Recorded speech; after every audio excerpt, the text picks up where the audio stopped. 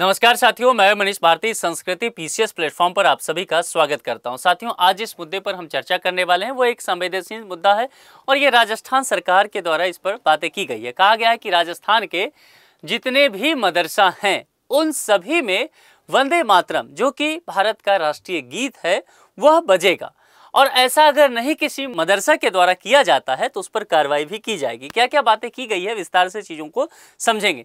यहाँ पर आपके लिए एक ऑफर है, संस्कृति आईएएस के द्वारा स्पेशल सेल दिया जा रहा है जिसकी वैलिडिटी 6 नवंबर तक रहने वाली है। पीसीएस कोर्स अगर देखा जाए, फाउंडेशन कोर्स, तो प्रीलिम्स मेंस दोनों ही यहाँ पर दिखने वाला है।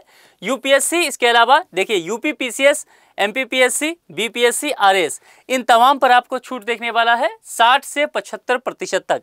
और ये कॉन्टैक्ट डिटेल दिया गया है, ये देख रहे हैं, ये कॉन्टैक्ट नंबर और ये वेबसाइट है संस्कृति आईएएस का। इस पर विजिट करके अधिक जानकारी लीजिए और फिर अपने मन मुताबिक कोर्स में आप नामांकन ले सकते हैं। ठीक है, चलिए अब आगे बढ़ते हैं। राजस्थान के मदरसों में गूंजेगा वंदे मातरम, ऐसा ना करने पर कार्रवाई की बात की गई है। जैसा कि मैंने पहले कहा कि वंदे मातरम जो है वो भारत का राष्ट्रीय गीत है। जैसे कि जनगण मन है वो राष्ट्रीय गान है, वैसे ही ये राष्ट्रीय गीत है।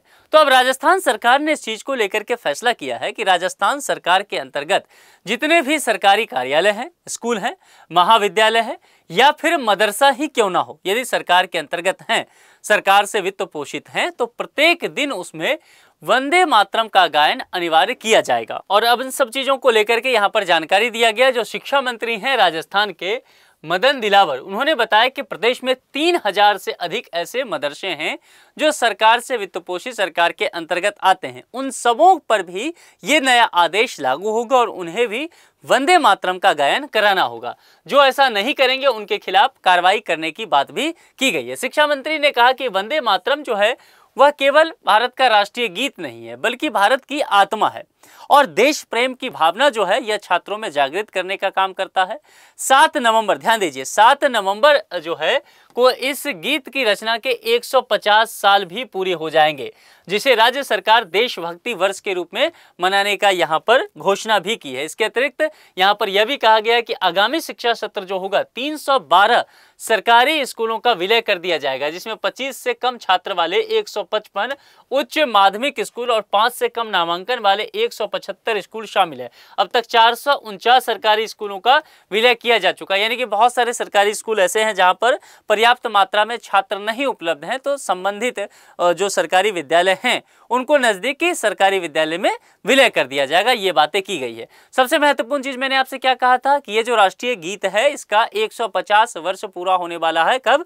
7 नवंबर को। तो इस 150 वर्ष पूरे होने के उपलक्ष्य में देश भर में विभिन्न कार्यक्रम भी किए जाएंगे। इन सब चीजों को लेकर के कहा गया है कि सामूहिक रूप से कई जगह कार्यक्रम का आयोजन किया जाएगा और वंदे मातरम जो है उसका गान किया जाएगा। प्रधानमंत्री नरेंद्र मोदी 7 नवंबर को दिल्ली के इंदिरा गांधी स्टेडियम में एक ऐसे कार्यक्रम में भाग लेने वाले भी हैं। भाजपा के राष्ट्रीय महासचिव ने एक प्रेस कॉन्फ्रेंस किया अपने पार्टी हेडक्वार्टर में और कहा कि इस जो उपलब्धि है, यानी कि 150 वर्ष पूरा होना जो है वंदे मातरम को, इसको एक उत्सव के रूप में मनाए जाने की योजना की गई है। कहा गया है कि इस अवसर को मनाने के लिए 7 नवंबर से 26 नवंबर क्या होता है?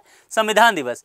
तो इस समय तक, यानी कि 7 से लेकर के 26 नवंबर तक देश भर में कई कार्यक्रम आयोजित किए जाएंगे। 7 नवंबर को 150 महत्वपूर्ण स्थानों पर वंदे मातरम गाया जाएगा, जिसके बाद स्वदेशी उत्पादों के उपयोग की शपथ भी ली जाएगी। तो यहाँ पर 7 नवंबर को स्वदेशी उत्पाद जो हैं उसके उपयोग को लेकर के भी बातें की गई है। तो कुल मिलाकर के आप लोग को क्या लगता है कि क्या मदरसा में राष्ट्र गीत जो है उसका गान होना चाहिए वंदे मातरम का, और क्या इसका प्रभाव अन्य राज्यों के स्कूलों पर या कार्यालयों पर भी पड़ेगा? अपने विचार कमेंट बॉक्स में लिख करके आप बता सकते हैं। आज के लिए इतना ही। जुड़ने के लिए आप सभी का बहुत बहुत शुक्रिया। Thank you so much.